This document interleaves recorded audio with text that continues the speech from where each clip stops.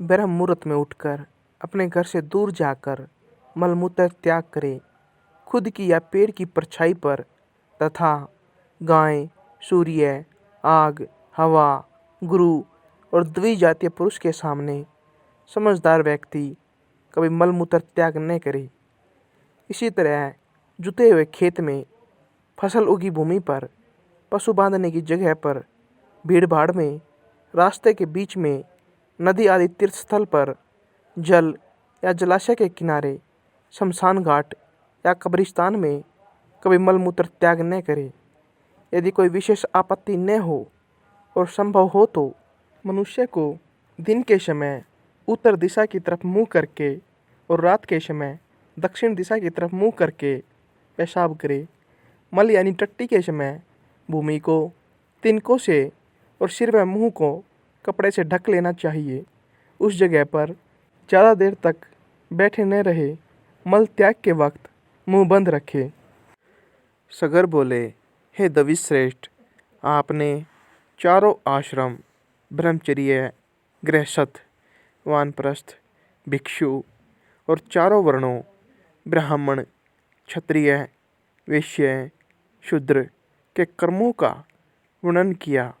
अब मैं आपके द्वारा मनुष्यों के कर्मों को सुनना चाहता हूँ। हे भृगुश्रेष्ठ, मेरा विचार है कि आप सर्वज्ञ हर एक जगह मौजूद हैं, अतएव आप मनुष्यों के नित्य, रोजाना के, नैमित्तिक, किसी खास मौके पर और काम्य इच्छा पूर्ति के लिए किए जाने वाले कार्य, इन सब प्रकार के कर्मों को खुलकर बताइए। और वो बोले, हे राजन, आपने जो नित्य, नैमित्तिक आदि क्रियाकलाप के विषय में पूछा, उन सब का मैं वर्णन करता हूँ। एकाग्रचित होकर यानी ध्यान लगाकर सुनो। पुत्र के पैदा होने पर पिता को चाहिए कि उसके जात कर्म आदि सभी क्रियाकांड और आवधिक वृद्धि के लिए श्राद्ध करे।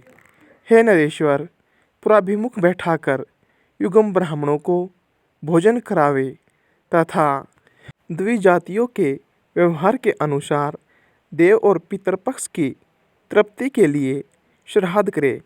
हे राजन, प्रसन्नतापूर्वक देवतीर्थ अंगुलियों के अग्रभाग द्वारा नांदी मुख पितृगण को दही, जौ और बद्री फल मिलाकर बनाए हुए पिंड दे, अथवा प्रजापति तीर्थ कनिष्ठिका के मूल द्वारा संपूर्ण उपचार द्रव्यों का दान करे। इसी प्रकार कन्या अथवा पुत्रों के विवाह आदि समस्त वृद्धि कालों में करे। तदंतर पुत्र उत्पत्ति के 10वें दिन पिता नामकरण संस्कार करे। पुरुष का नाम पुरुषवाचक होना चाहिए, उसके पूर्व में देववाचक शब्द हो तथा पीछे शर्मा, वर्मा आदि होने चाहिए। ब्राह्मण के नाम के अंत में शर्मा, क्षत्रिय के अंत में वर्मा तथा वैश्य और शूद्रों के नामांत में कर्मश्य, गुप्त और दास शब्दों का प्रयोग करना चाहिए। नाम अर्थहीन, अविहित, अपशब्दयुक्त, अमांगलिक और निंदनीय न होना चाहिए तथा उसके अक्षर समान होने चाहिए। अति दीर्घ, अति लघु अथवा कठिन अक्षरों से युक्त नाम न रखे, जो सुखपूर्वक उच्चारण किया जा सके और जिसके पीछे के वर्ण लघु हो, ऐसे नाम का व्यवहार करे। तदंतर उपनयन संस्कार हो जाने पर गुरुगृह में रहकर विधि पूर्वक विद्या अध्ययन करे। हे भूपाल, फिर विद्या अध्ययन कर चुकने पर गुरु को दक्षिणा देकर यदि गृहस्थ आश्रम में प्रवेश करने की इच्छा हो तो विवाह कर ले। यह दृढ़ संकल्प पूर्वक निष्ठिक ब्रह्मचर्य ग्रहण कर गुरु अथवा गुरुपुत्रों की सेवा शुश्रूषा करता रहे अथवा अपनी इच्छानुसार वानप्रस्थ या संन्यास ग्रहण कर ले। हे राजन, पहले जैसा संकल्प किया हो वैसा ही करे।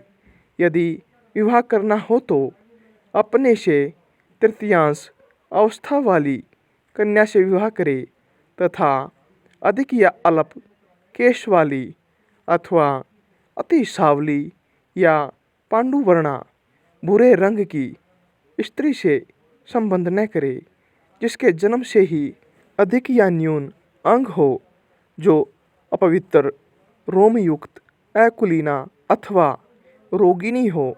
उस स्त्री से पाणी ग्रहण न करे।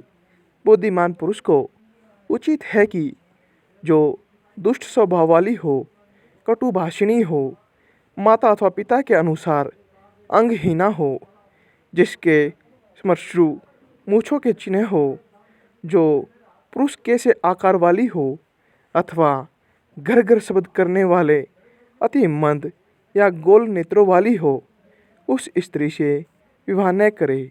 जिसकी जंघाओं पर रोम हो, जिसके गल्फ ऊंचे हो तथा हंसते समय जिसके कपोलों में गड्ढे पड़ते हो, उस कन्या से विवाह न करे।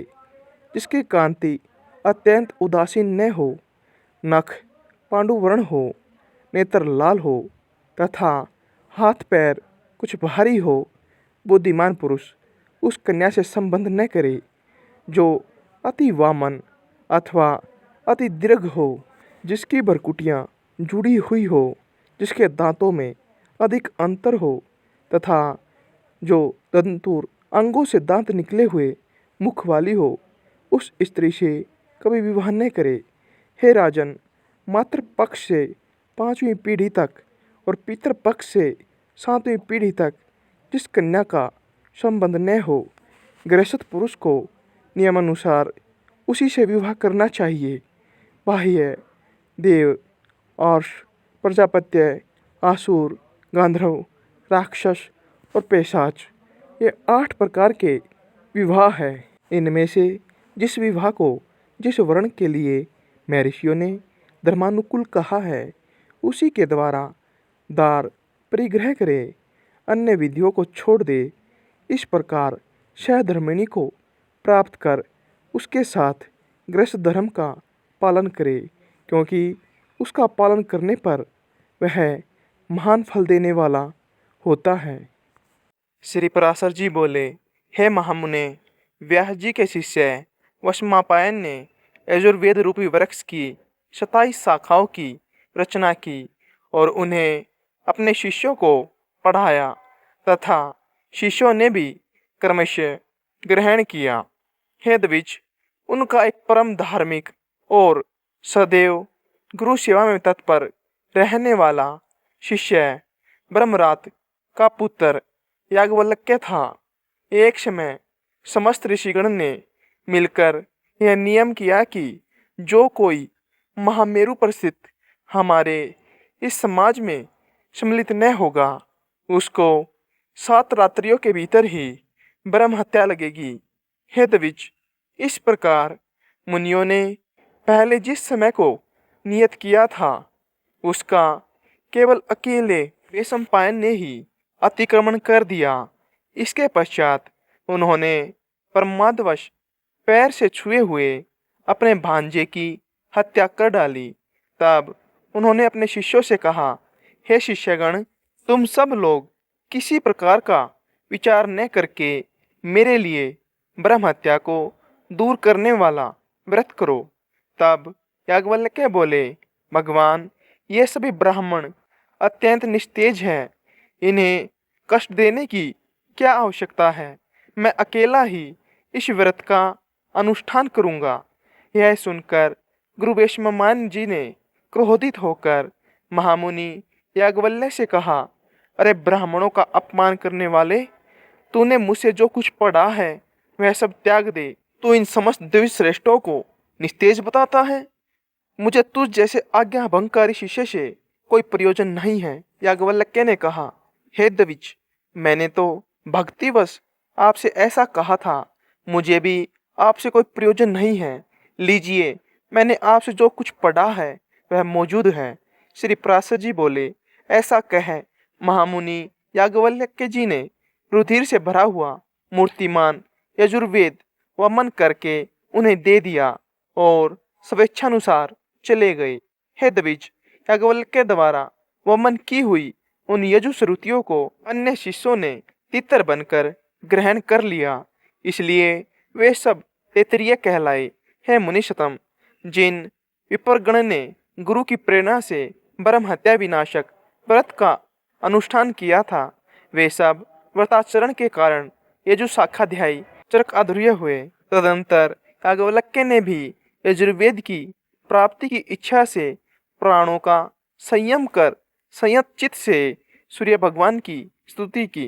याज्ञवल्क्य जी बोले, अतुलित तेजस्वी, मुक्ति के द्वार स्वरूप तथा वेद त्रय रूप तेज से संपन्न एवं रख, यजु तथा साम स्वरूप सविता देव को नमस्कार है, जो अग्नि और चंद्रमा रूप जगत के कारण और सुषमन नामक परम तेज को धारण करने वाले हैं।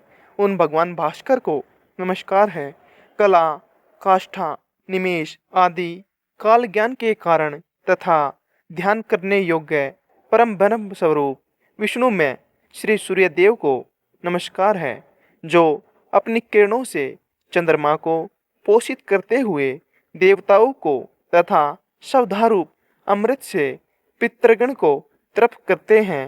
उन तृप्ति रूप सूर्यदेव को नमस्कार है, जो हिम, जल और उष्णता के कर्ता अर्थात शीत, वर्षा और ग्रीष्म आदि ऋतुओं के कारण हैं और जगत का पोषण करने वाले हैं। उन त्रिकाल मूर्ति विधाता भगवान सूर्य को नमस्कार है, जो जगत उत्पत्ति इस संपूर्ण जगत के अंधकार को दूर करते हैं।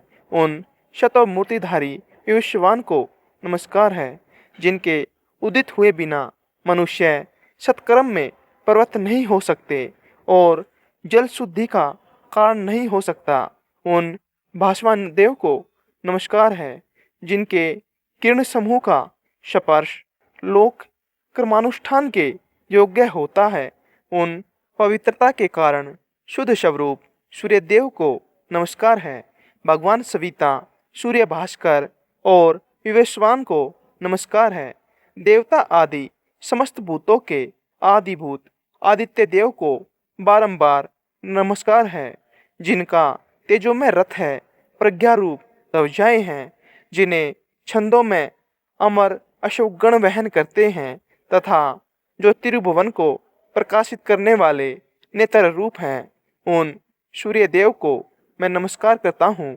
श्री प्रासद जी बोले, उनके इस प्रकार स्तुति करने पर भगवान सूर्य अशोक रूप से प्रकट होकर बोले, तुम अपना अभिष्ट वर मांगो। तब याज्ञवल्क्य जी ने उन्हें प्रणाम करके कहा, आप मुझे उन यजुश्रुतियों का उपदेश कीजिए जिन्हें मेरे गुरुजी भी न जानते हो। उनके ऐसा कहने पर भगवान सूर्य ने उन्हें अयातयाम नामक यजुश्रुतियों का उपदेश दिया, जिन्हें उनके गुरु वैशंपायन जी भी नहीं जानते थे। हे द्विज उत्तम, उन श्रुतियों को जिन ब्राह्मणों ने पढ़ा था वे वाजी नाम से विख्यात हुए, क्योंकि उनका उपदेश करते समय सूर्य भी अस्वरूप हो गए थे। हे महाभाग, उन वाजी श्रुतियों की 91 आदि 15 शाखाएं हैं। वे सब शाखाएं महर्षि याज्ञवल्क्य की प्रवृत्त की हुई कही जाती है। श्री मित्र जी बोले, हे गुरु, मैंने जो कुछ पूछा था वह सब आपने यथावत वर्णन किया। अब मैं एक बात और सुनना चाहता हूँ, वह आप मुझसे कहिए।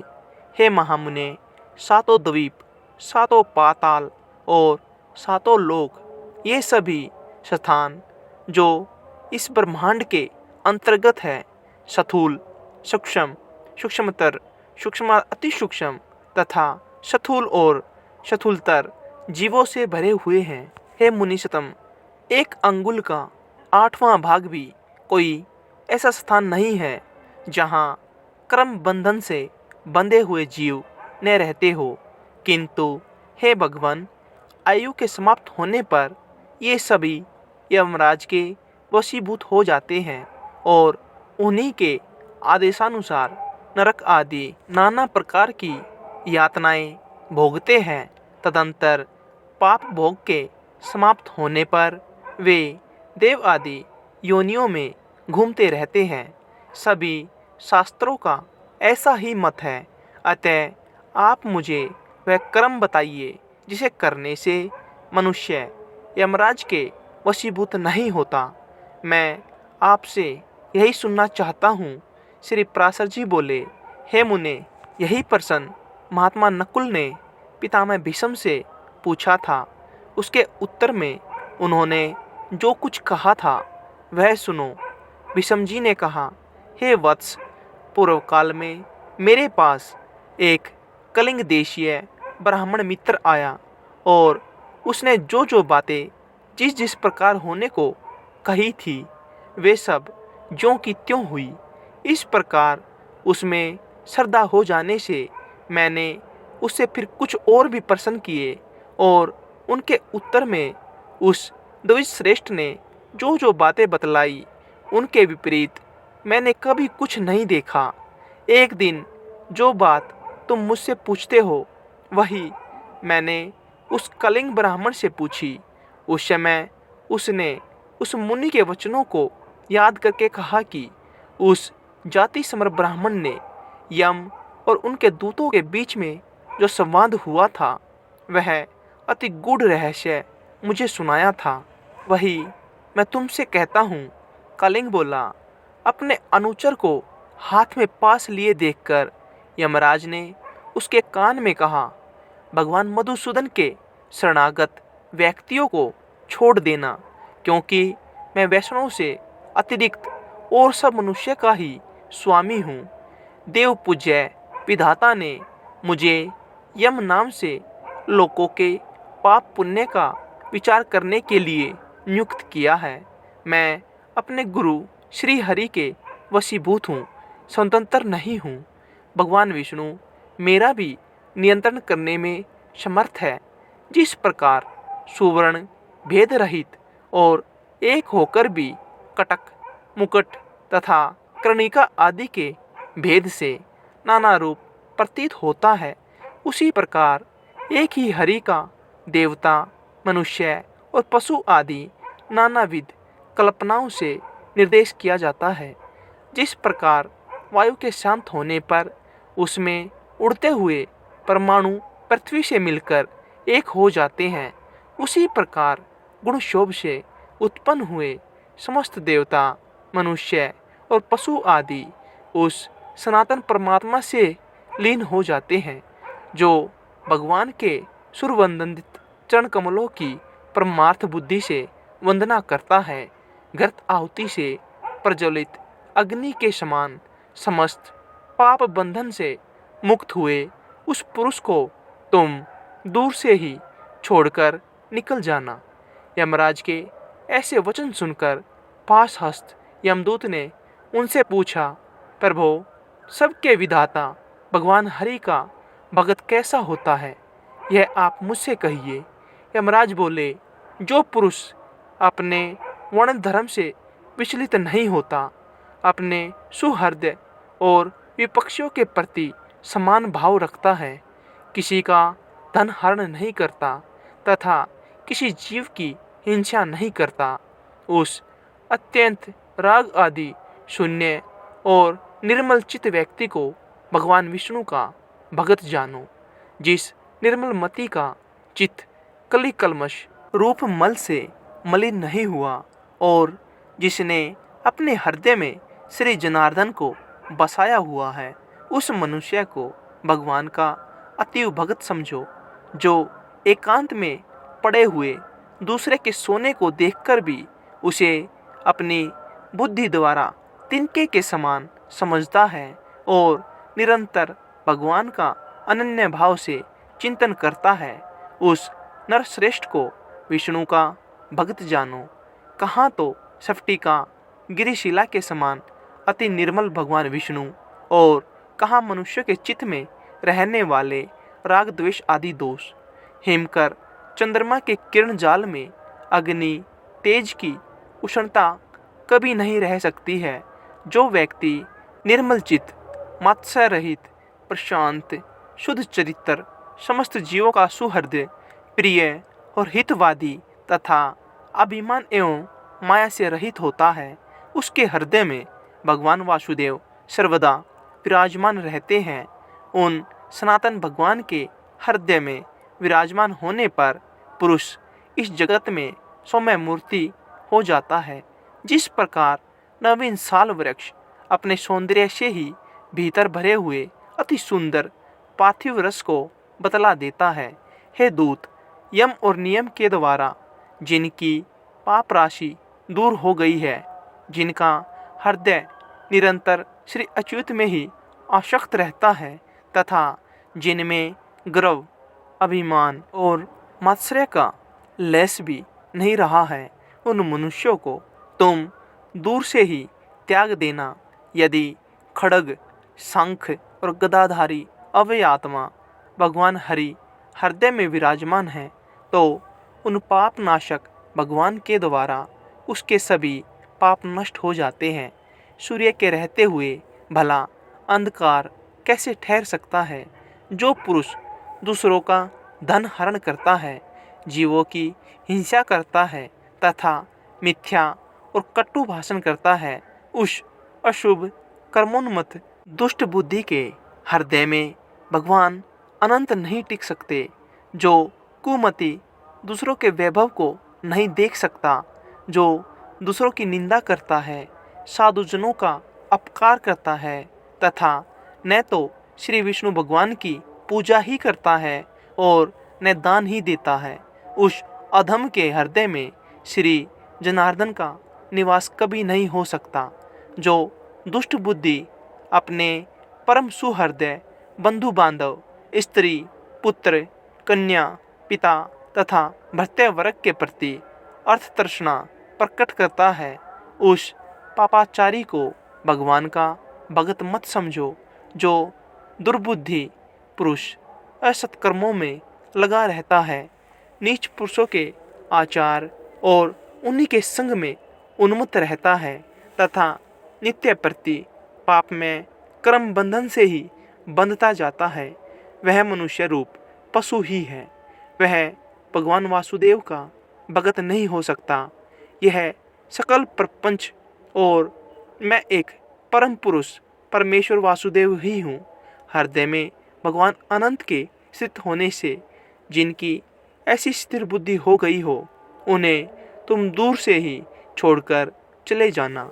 हे कमल नयन, हे वासुदेव, हे विष्णु, हे धरणीधर, हे अच्युत, हे शंख चक्रपाणे, आप हमें शरण दीजिए।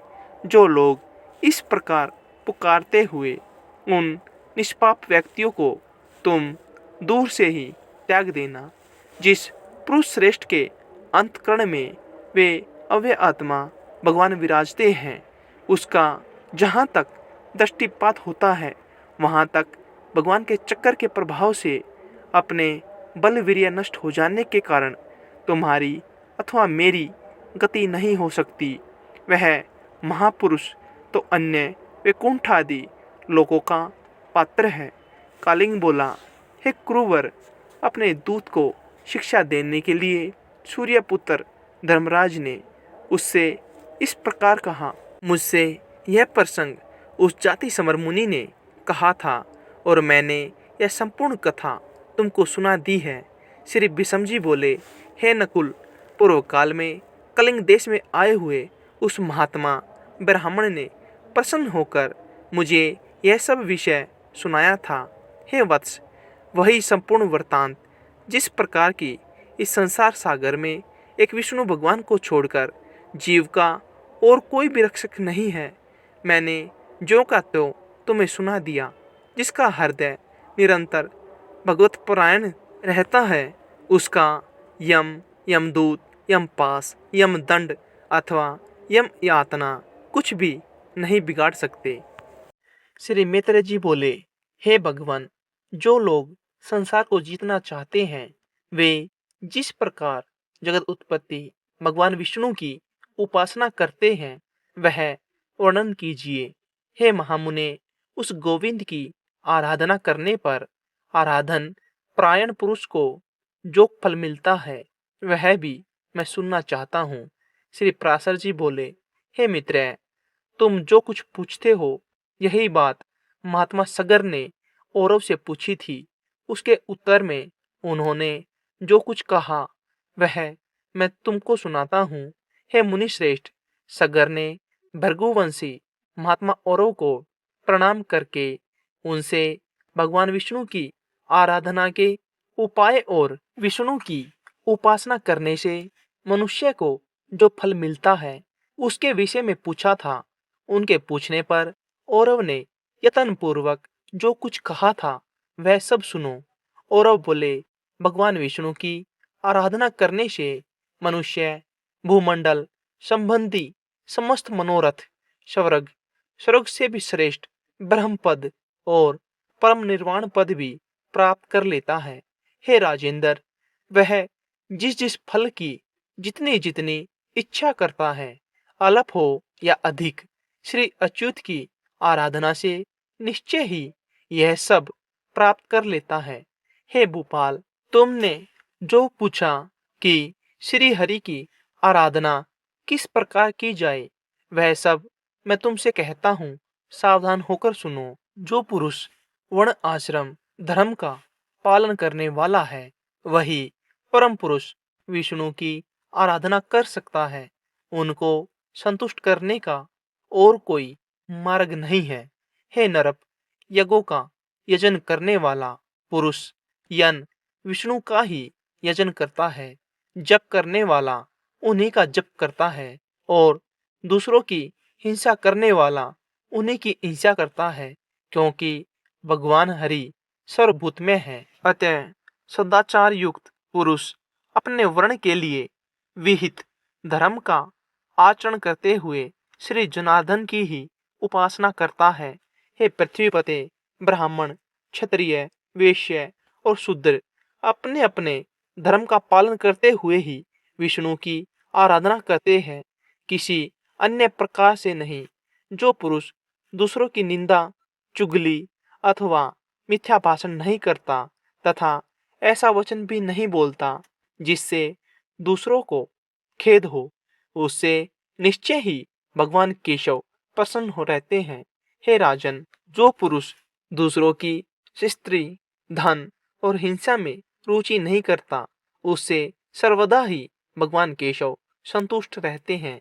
हे नरेंद्र, जो मनुष्य किसी प्राणी अथवा वृक्ष आदि अन्य देहधारियों को पीड़ित अथवा नष्ट नहीं करता, उससे श्री केशव संतुष्ट रहते हैं। जो पुरुष देवता, ब्राह्मण और गुरुजनों की सेवा में सदा तत्पर रहता है, उससे गोविंद सदा प्रसन्न रहते हैं। जो व्यक्ति स्वयं अपने और अपने पुत्रों के समान ही समस्त प्राणियों का भी हित चिंतक होता है, वह सुगमता से ही श्री हरि को प्रसन्न कर लेता है। हे नरप, जिसका चित्त राग आदि दोषों से दूषित नहीं है, उस विशुद्ध चित्त पुरुष से भगवान विष्णु सदा संतुष्ट रहते हैं। हे नरप श्रेष्ठ, शास्त्रों में जो जो वर्ण आश्रम धर्म कहे हैं, उन उनका ही आचरण करके पुरुष विष्णु की आराधना कर सकता है और दूसरा कोई तरीका नहीं। सगर बोले, हे द्विश्रेष्ठ, अब मैं संपूर्ण वर्ण धर्म और आश्रम धर्मों को सुनना चाहता हूँ, कृपा करके वर्णन कीजिए। और बोले, जिनका मैं वर्णन करता हूँ, उन ब्राह्मण, क्षत्रिय, वैश्य और शूद्रों के धर्मों को तुम एकाग्रचित होकर क्रम से सुनो। ब्राह्मण का कर्तव्य है कि दान दे, यज्ञों द्वारा देवताओं का यजन करे, स्वाध्यायशील हो, नित्य स्नान तर्पण करे और अगन्य आधान आदि कर्म करता रहे। ब्राह्मण को उचित है कि व्यक्ति के लिए दूसरों से यज्ञ करावे, औरों को पढ़ावे और नैनोपार्जित शुद्ध धन में से न्यानुकूल द्रव्य संग्रह करे। ब्राह्मण को कभी किसी का अहित नहीं करना चाहिए और सर्वदा समस्त प्राणियों के हित में तत्पर रहना चाहिए। संपूर्ण प्राणियों में मैत्री रखना ही ब्राह्मण का परम धन है। पत्थर में और प्राय रतन में ब्राह्मण को सम्मान बुद्धि रखनी चाहिए। हे राजन, पत्नी के विषय में ऋतुगामी होना ही ब्राह्मण के लिए प्रशंसनीय कर्म है। क्षत्रिय के लिए उचित है कि ब्राह्मणों को इच्छा अनुसार दान दे, विविध यज्ञों का अनुष्ठान करे और अध्ययन करे। शस्त्र धारण करना और पृथ्वी की रक्षा करना ही क्षत्रिय की उत्तम आजीविका है। इनमें भी पृथ्वी पालन ही उत्कृष्टतर है। पृथ्वी पालन से ही राजा लोग कृतकृत्य हो जाते हैं, क्योंकि पृथ्वी में होने वाले यज्ञ आदि कर्मों का अंश राजा को मिलता है। जो राजा अपने वर्ण धर्म को स्थिर रखता है, वह दुष्टों को दंड देने और साधुजनों का पालन करने से अपने अभिष्ट लोकों को प्राप्त कर लेता है। हे नरनाथ, लोक पितामह ब्रह्मा जी ने वैश्यों को पशुपालन, वाणिज्य और कृषि ये जीविका रूप से दिए हैं। अध्ययन, यज्ञ, दान और नित्य निमित्त आदि कर्मों का अनुष्ठान ये कर्म उसके लिए भी विहित है। शूद्र का कर्तव्य यही है कि द्विजातियों की प्रयोजन सिद्धि के लिए कर्म करे और उसी से अपना पालन पोषण करे, अथवा वस्तुओं के लेने बेचने अथवा कारीगरी के कामों से निर्वाह करे। अति निम्रता, सोच, निष्कपट स्वामी सेवा, मंत्रहीन यज्ञ, अस्तेय, सत्संग और ब्राह्मण की रक्षा करना ये शूद्र के प्रधान कर्म है। हे राजन, शूद्र को भी उचित है कि दान दे, बलि वैश्वदेव अथवा नमस्कार आदि अल्प यज्ञों का अनुष्ठान करे, पितर श्राद्ध आदि कर्म करे, अपने आश्रित कुटुंबियों के भरण पोषण के लिए सकल वर्णों से द्रव्य संग्रह करे और ऋतुकाल में अपनी ही स्त्री से प्रसंग करे। हे नरेश्वर, इनके अतिरिक्त समस्त प्राणियों पर दया, सहनशीलता, अमानिता, सत्य, सोच, अधिक परिश्रम न करना, मंगलाचरण, प्रियवादिता, मैत्री, निष्कामता, अकपटता और किसी के दोष न देखना, ये समस्त वर्णों के सामान्य गुण हैं। सब वर्णों के सामान्य लक्षण इसी प्रकार है। अब इन ब्राह्मण आदि चारों वर्णों के धर्म और गुणों को सुनो। आपत्ति के समय ब्राह्मण को क्षत्रिय और वैश्य वर्णों की वृत्ति का अवलंबन करना चाहिए तथा क्षत्रिय को केवल वैश्य वृत्ति का ही आश्रय लेना चाहिए। ये दोनों शूद्र का कर्म, सेवा आदि कभी न करे। हे राजन, इन उपरोक्त वृत्तियों को भी सामर्थ्य होने पर त्याग दे। केवल आपातकाल में ही इनका आश्रय ले। कर्म संकरता कर्मों का मेल न करे। हे राजन, इस प्रकार वर्ण धर्मों का वर्णन तो मैंने तुमसे कर दिया। अब आश्रम धर्मों का निरूपण आगे करूंगा, वह ध्यान से सुनना। औरव बोले, हे भूपते, बालक को चाहिए कि उपनयन संस्कार के अनंतर वेद अध्ययन में तत्पर होकर ब्रह्मचर्य का अवलंबन कर सावधानतापूर्वक गुरुगृह में निवास करे। वहाँ रहकर उसे सोच और आचार व्रत का पालन करते हुए गुरु की सेवा शुश्रूषा करनी चाहिए तथा व्रत आदि का आचरण करते हुए स्थिर बुद्धि से वेद अध्ययन करना चाहिए। हे राजन, दोनों संध्याओं में एकाग्र होकर सूर्य और अग्नि की उपासना करे तथा गुरु का अभिवादन करे। गुरु के खड़े होने पर खड़ा हो जाए, चलने पर पीछे पीछे चलने लगे तथा बैठ जाने पर नीचे बैठ जाए। हे नरपश्रेष्ठ, इस प्रकार कभी गुरु के विरुद्ध कोई आचरण न करे। गुरु जी के कहने पर ही उनके सामने बैठकर एकाग्र चित्त से वेद अध्ययन करे और उनकी आज्ञा होने पर ही भिक्षा अन्न भोजन करे। जल में प्रथम आचार्य के स्नान कर चुकने पर फिर स्वयं स्नान करे तथा प्रतिदिन प्रातःकाल गुरुजी के लिए समिधा, जल, कुश और पुष्प आदि लाकर जुटा दे। इस प्रकार अपना अभिमत वेद पाठ समाप्त कर चुकने पर बुद्धिमान शिष्य गुरुजी की आज्ञा से उन्हें गुरु दक्षिणा देकर गृहस्थ आश्रम में प्रवेश करे। हे राजन, फिर विधि पूर्वक पानी ग्रहण कर अपनी गुणानुकूल वृत्ति से द्रव्योपार्जन करता हुआ सामर्थ्यानुसार समस्त गृह कार्य करता रहे। पिंडदान आदि से पितृगण की, यज्ञ आदि से देवताओं की, अन्नदान से अतिथियों की, स्वाध्याय से ऋषियों की, पुत्र उत्पत्ति से प्रजापति की, बलियों यानी अन्न भाग से भूतगण की तथा वात्सल्य भाव से संपूर्ण जगत की पूजा करते हुए पुरुष अपने कर्मों द्वारा मिले हुए उत्तम अति उत्तम लोकों को प्राप्त कर लेता है। जो केवल भिक्षावर्ती से ही रहने वाले परिवारजक और ब्रह्मचारी आदि है, उनका आश्रय भी गृहस्थ आश्रम ही है। अतः यह सर्वश्रेष्ठ है। हे राजन, विप्रगण वेद अध्ययन, तीर्थ स्थान और देश दर्शन के लिए पृथ्वी पर्यटन किया करते हैं।